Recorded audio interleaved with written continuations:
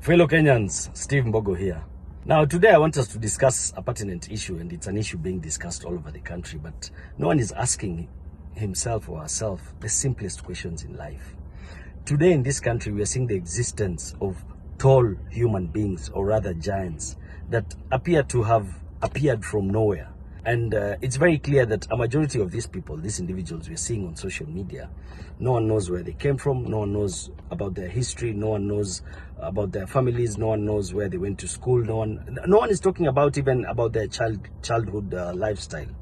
And it's very funny, all of them are saying they do not even have identification cards, which is quite weird for such physique. You know, you should be someone who was identified long time. But it's funny, all these individuals are being identified in these last few years or months in this country.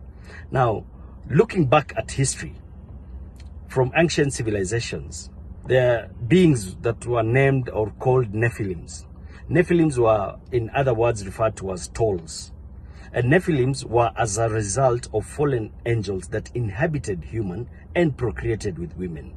Now, this is information that is out there, and Kenyans should go read about Nephilims so that we can get to understand what we are dealing with. I'm not here to be racist and suggest that these people are not human, but it's also good for us to know who we are dealing with in this country. Because for me, from where I sit, I find it quite weird where we are seeing such people with such physique and no one is asking the right questions. No one wants to know where they came from.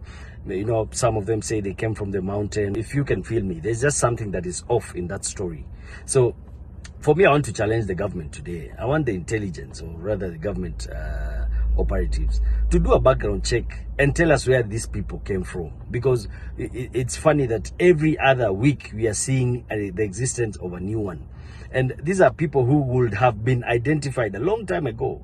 So I'm giving a challenge to these tall individuals today, that any of you who will bring your background check, including your pictures from childhood, your history on your schools and your neighborhoods and your friends, I will reward each one of you a gift of 200,000 shillings. If you're able to bring all your background checks, post them. I, as Steve Mbogo, have made a pledge today.